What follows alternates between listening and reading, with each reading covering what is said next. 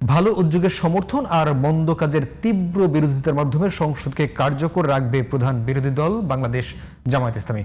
দলটির নেতাদের আশা, সরকারও চাইবে সংসদকে সংকট সমাধানের কেন্দ্রবিন্দুতে পরিণত করতে। জুলাই সনদ বাস্তবায়ন প্রশ্নে জামায়াত আপোষ করবে না বলেও জানিয়েছে দলটির শীর্ষস্থানীয় দুই নেতা। মাহমুদ সোহেলের রিপোর্ট। ত্রয়োদশ জাতীয় সংসদের প্রথম অধিবেশন আজ।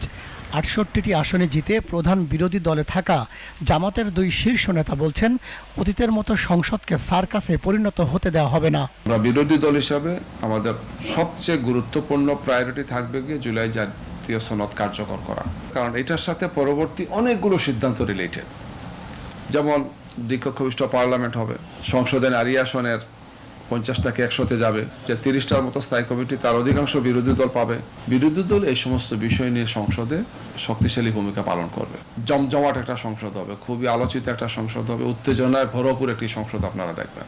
জনস্বার্থ বিরোধী কোথায় কাজ করছে এটা আমরা তুলে ধরব, যাতে দেশকে রক্ষা করা যায়, জাতিকে রক্ষা করা যায়, দেশের স্বার্থ সমুন্নত রাখা যায়।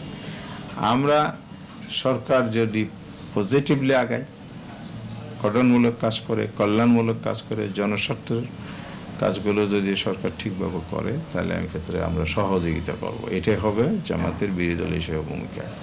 সরকারের ভুল ধরিয়ে দিতে সংসদের বিরোধী দল সোচ্চার থাকবে বলেও জানান দলের এই দুই নেতা। কথা বলেন ছায়া মন্ত্রিসভা নিয়েও। ডেমোক্রেটিক প্রসেস, বিশেষ করে পার্লামেন্টারি সিস্টেমে বিরোধী দল মানে হলে শ্যাডো গভর্নমেন্ট। শ্যাডো গভর্নমেন্টের কাজ কি?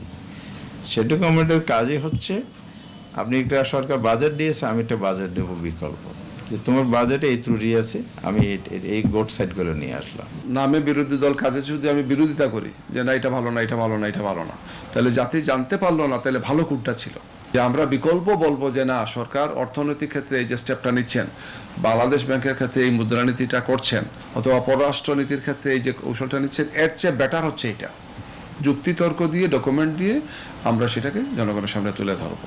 এই লক্ষ্য থেকেই আমরা এক্সপার্টদের এই টিমটা করেছি, যেটা শ্যাডো ক্যাবিনেট অথবা ছায়া মন্ত্রিসভা বা যে নামে হোক সেটা এটা চলবে। বাংলাদেশে তো এটা প্র্যাকটিস নাই, আমরা চাচ্ছি এই প্র্যাকটিসটা সামনে আসুক।